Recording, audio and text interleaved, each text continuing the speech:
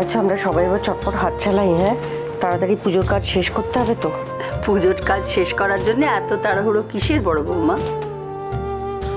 আসলে একে নিয়ে পুজো দিয়ে আমরা বাইরে যাব তো, মন্দিরে পুজো দিতে। বাইরে কেন? মা, আসলে ঝিলমিলের ঘটনার পর বাড়িতে তো কোনো পুজো হবে না, না তাই। না, তার কোনো প্রয়োজন নেই। তোমরা বাড়িতেই পুজো করো।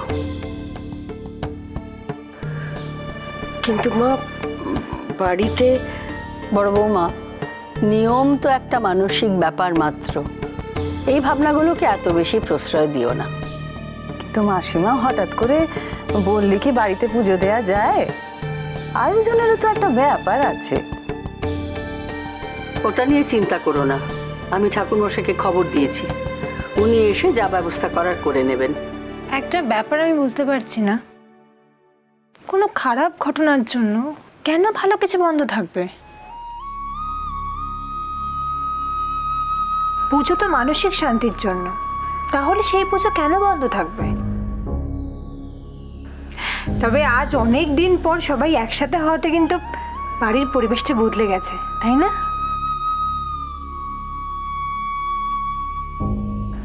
আমরা সবাই মিলে ভালো কিছু কামনা করলে হয়তো ভালো কিছুই হবে। কিন্তু আমার ঝিলমিল কি ফিরে আসবে কখনো? না, তা হয়তো ফিরে আসবে না, কিন্তু ঝিলমিলের আত্মার শান্তি হবে। ও যেখানেই থাকুক ভালো থাকবে অন্তত। আসুন ঠাকুরমশাই। হ্যাঁ, আসুন আসুন। মা, ঠাকুরমশাই এসে গেছে। আসুন আসুন ঠাকুরমশাই, আসুন। আমরা তো আপনার জন্যই অপেক্ষা করছিলাম। আবার কি আসতে একটু দেরি হয়ে গেল? না না, আমরা এখনো জোগাড়ই করছি ঠাকুরমশাই। আসুন। আচ্ছা আচ্ছা।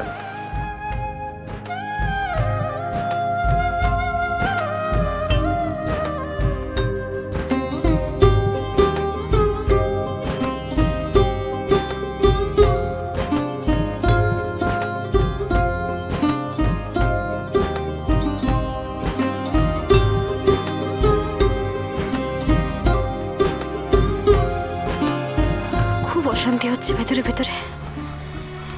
কেন এমনটাই হচ্ছে বারবার? কেন ওই একটা লোক আমাদের পেছনে লেগে আছে এভাবে? এক একবার এক এক রকম ভাবে ওই অরুণেশ চ্যাটার্জি সামনে এসেছে আমাদের। কেন নীল সেজে ওর লোক এসেছিল আমাদের এখানে? তবে কি ও জেলে বসে আমাদের পরিবারের ক্ষতি করার কথা ভাবছে? বৌরানী, কি হয়েছে তোমার? তখন থেকে কি ভাবছো এত?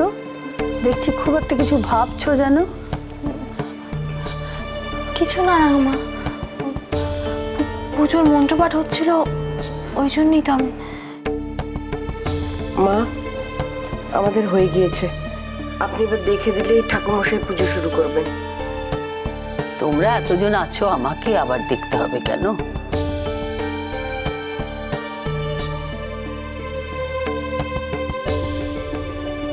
এ কি আবার সেই ভুল বড় বৌমা? প্রদীপে তো সলতেই দাওনি তুমি। কিন্তু মা, প্রদীপ তো আজ আমি সাজাইনি। আমি তো দেখলাম কনক অনেকক্ষণ ধরে ওটা নিয়ে ব্যস্ত ছিল। কি রে কনক, কোথায় মন থাকে রে তোর? কি করছিলি তুই? আমি মানে ভুল হয়ে গেছে আমার। তোমার যদি ভুল হয়ে থাকে কনক, তাহলে ভুলটা আমাদেরও, কারণ আমরাও কেউ খেয়াল করিনি। কিন্তু পুজোর কাজে বৌরানী কোনোদিন ভুল করেছে বলে তো আমার মনে পড়ে না। এরকম ঘটনা মনে হয় আমরা প্রথম দেখছি। আমার চোখ ভুল দেখে না, আমার ঠিক মনে হয়েছিল কিছু একটা হয়েছে। এই দেখো তার প্রমাণ। কনক, আমায় ক্ষমা করে দিও মা তোমরা। পুজোর কাজে ভুল হওয়া কোনোভাবেই কাম্য নয়। না কনক, ভুল হতেই পারে, কিন্তু ভুলটা কেন হয়েছে সেটা জানাটা দরকার। কিছু একটা তোমার হয়েছে, আর সেটাই আমরা জানতে চাই। কি হয়েছে বলো? মা, এসব কথায় পুজোর দেরি হয়ে যাচ্ছে। ঠাকুরমশাই এবার পুজো শুরু করুন।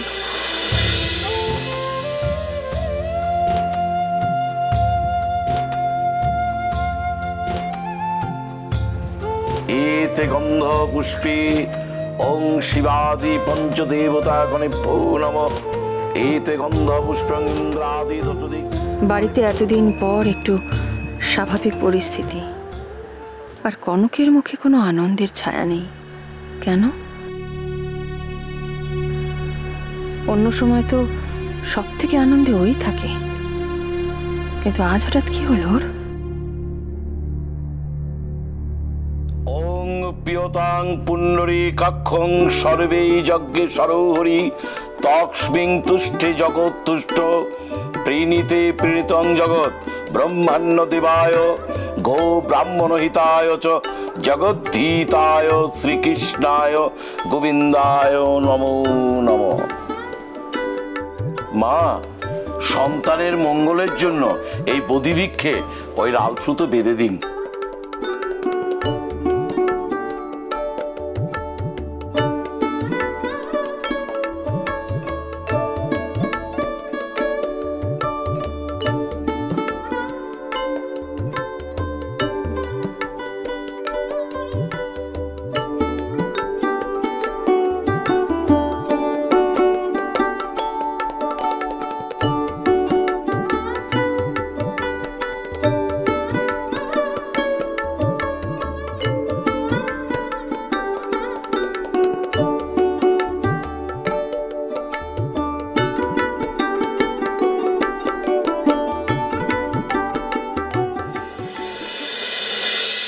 সন্তানের জন্ম না দিয়েও তুমি আমাকে বুঝিয়ে দিয়েছো সন্তান সুখ কি হয় ঠাকুর।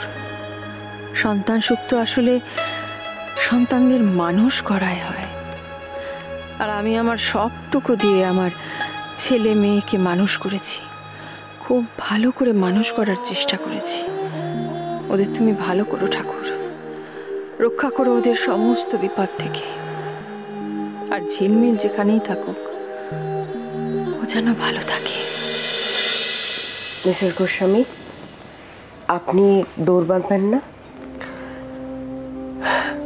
কার জন্য বাঁধবো বেয়ান? আমার সবেদন নীলমণি মেয়েটা, সেই তো চলে গেল আমাদের ছেড়ে। যে চলে গেছে তার জন্য কি মঙ্গল কামনা করতে নেই বেয়ান? আর আপনার কি একটাই মেয়ে? কনক আপনার মেয়ে নয়? অভ্র, সাত্তকী এরা আপনার ছেলে নয়? আমি পারবো না,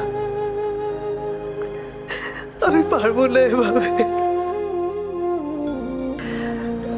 কোনো জোর করা হচ্ছে না আপনাকে মিসেস গোস্বামী, এটা জোর করার বিষয় নয়। আপনার মন চাইলে তবে বাঁধন, নইলে নয়, ঠিক আছে? শ্রীপর্ণা, তুমি এসো, ডোর বাঁধো।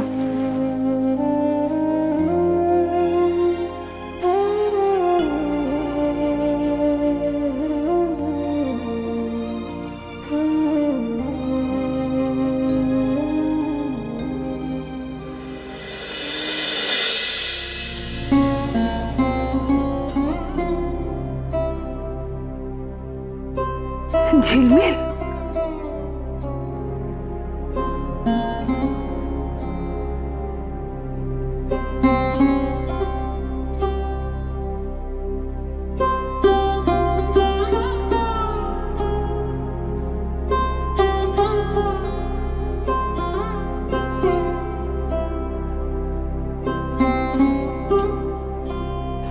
তুই শুনেছিস সবাই আমায় কি বলছিল? ঠাকুরের কাছে ডোর বাঁধতে বলছিল, মঙ্গল কামনা করতে বলছিল। কি চাইতাম বল আমি ঠাকুরের কাছে?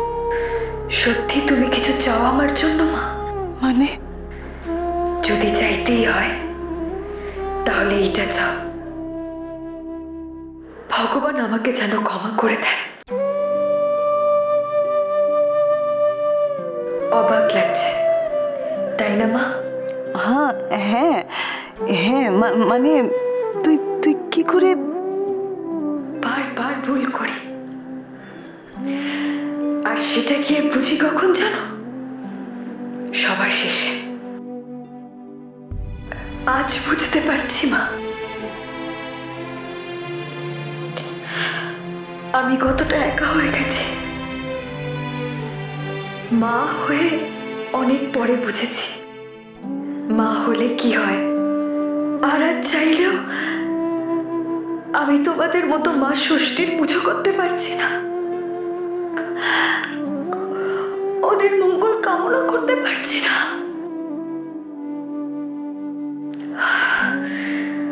আর এই না পারার দায়টা শুধুমাত্র আমার। তাই যন্ত্রণা আমার শাস্তি।